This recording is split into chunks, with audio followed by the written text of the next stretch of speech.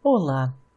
Nesse vídeo falaremos sobre emissão de luz por meio de uma transição eletrônica. Para isso, precisamos fazer umas recapitulações relacionadas à estrutura de um átomo. Lembrando que um átomo ele tem um núcleo positivo, e em torno do núcleo há elétrons de carga elétrica negativa, e esses elétrons giram em torno do núcleo. Então, se o elétron é negativo e o núcleo é positivo, existe ali uma força de atração. Então, o elétron ele naturalmente tende a se aproximar do núcleo. Em outras palavras, quanto mais próximo o elétron estiver do núcleo, menor vai ser o potencial elétrico.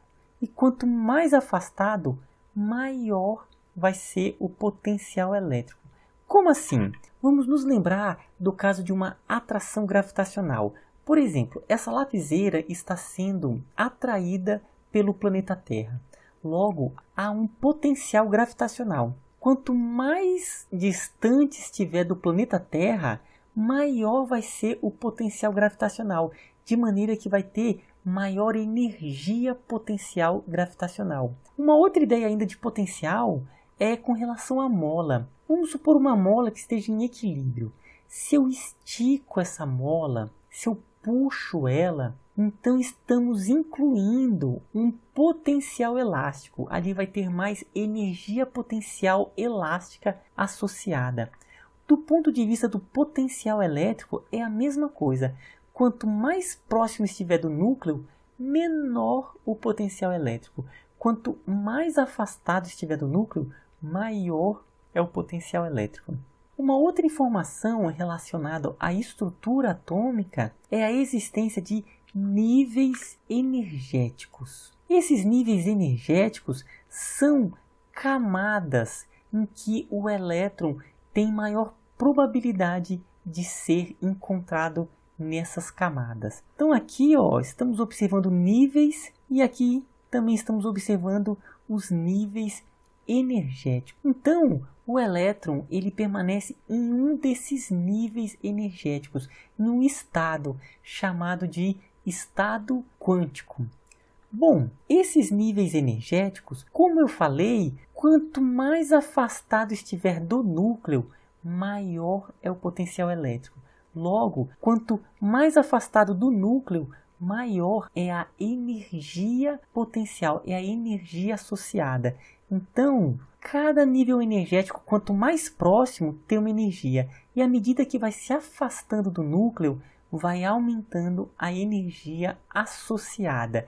De modo que aqui podem ter outros níveis energéticos onde o elétron ele pode se encontrar em um desses níveis. O elétron ele pode se deslocar entre os níveis. Então ele pode estar em um nível e se deslocar para outro nível, contanto que ele obtenha ou emita a energia necessária para que ele possa se encontrar em um outro nível energético. Aqui coloquei uma imagem do átomo e as camadas em 3 dimensões, porque todo esse processo ocorre em 3 dimensões. Estamos aqui observando um átomo com seu núcleo e os seus vários níveis de energia. Então aqui estamos observando esse primeiro nível mais próximo do núcleo, está aqui o nível 1, chamado de nível fundamental. E os outros níveis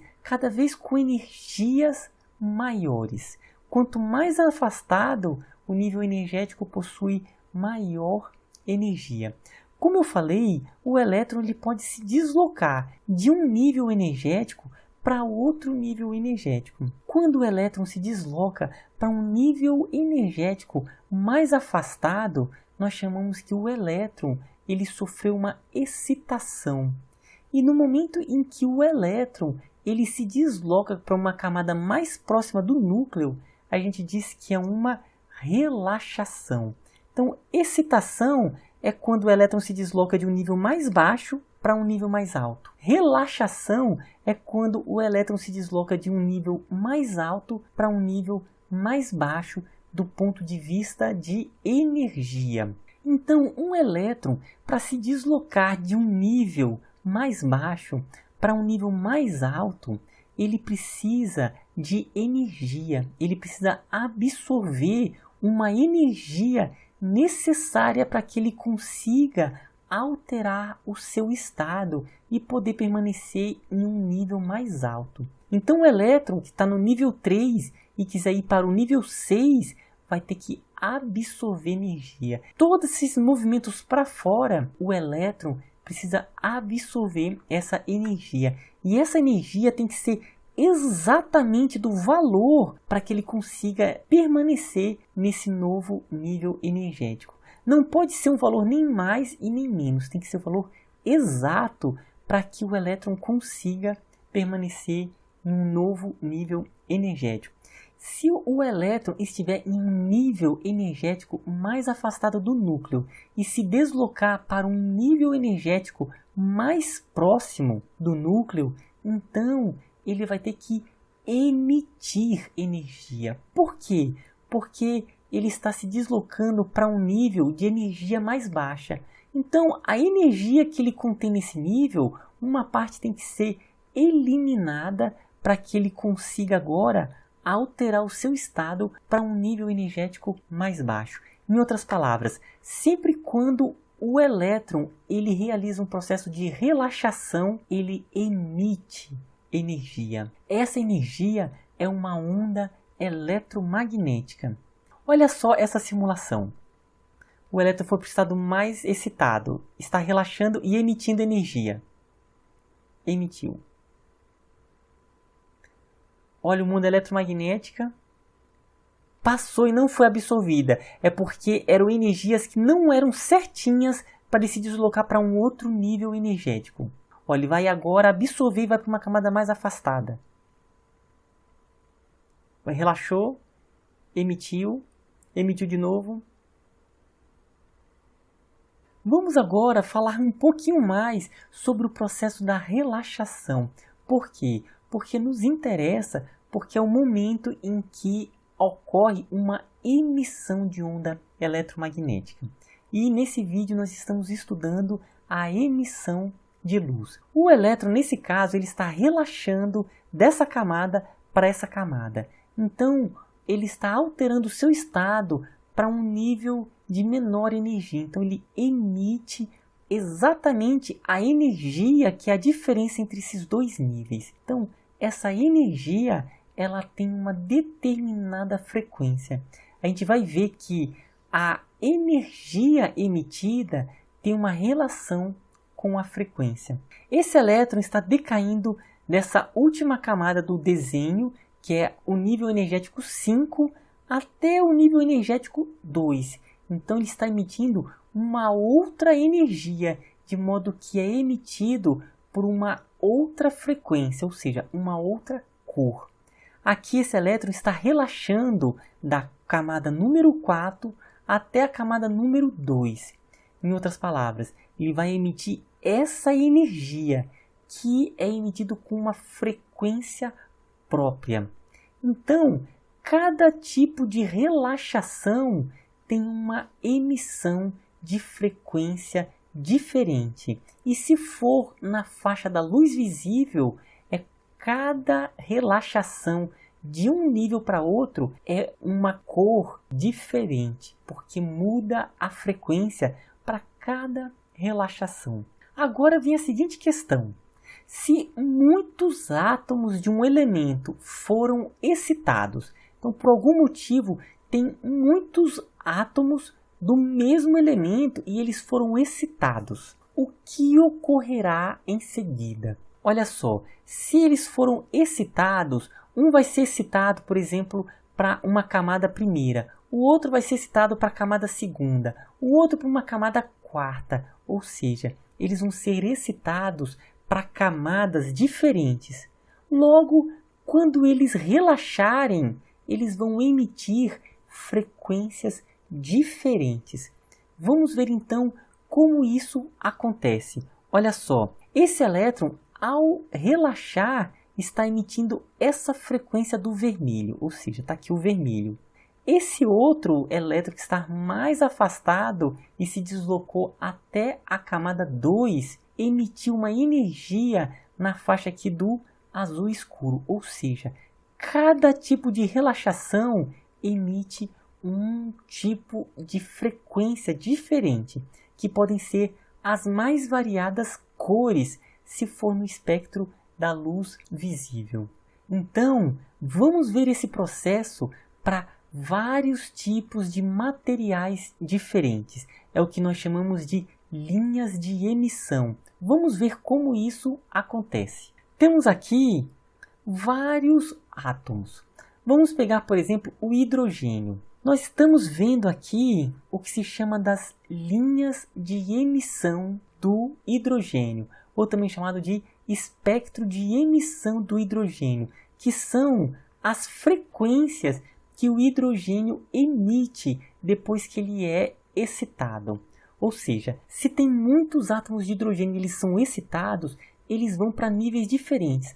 Quando eles relaxam, cada um vai emitindo frequências próprias do hidrogênio.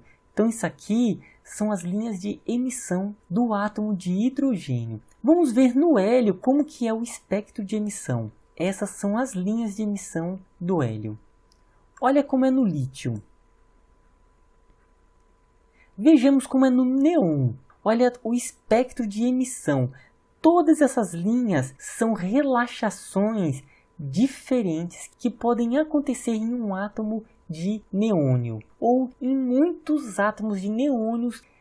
Um ponto interessante é que essas linhas de emissão, elas são próprias para cada elemento. É como se fosse uma impressão digital de cada elemento. Então, o carbono, ele tem a sua emissão própria. O sódio tem a sua própria. Aqui ainda as linhas de emissão de outros materiais. Então, cada átomo com seu espectro de emissão, suas linhas de emissão próprias. Bom, vamos supor uma lâmpada de neônio, ou seja, uma lâmpada que contém o gás neônio e por algum motivo a gente excita esses átomos. Eles vão emitir todas essas frequências. Agora eu pergunto, qual é a cor da lâmpada de neônio? Será o conjunto de todas essas frequências? Nós decodificaremos com uma determinada cor.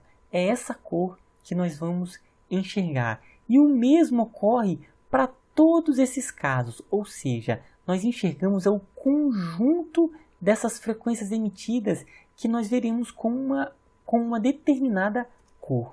Por exemplo, o hélio emite essas frequências de emissão. Se nós construirmos uma lâmpada de hélio, que é chamada uma lâmpada de descarga, olha a cor que vai ficar a lâmpada do conjunto dessas emissões. Então a lâmpada de hélio nós enxergaremos com essa cor.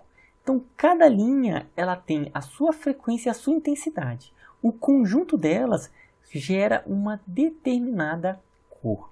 Vejamos agora algumas lâmpadas de descarga funcionando. Essa primeira lâmpada é uma lâmpada de criptônio. Essa cor que nós estamos enxergando é o conjunto das linhas espectrais que está sendo emitida pelo conjunto dos átomos que estão aqui nessa lâmpada. A lâmpada do meio é um conjunto de criptônio com iodo.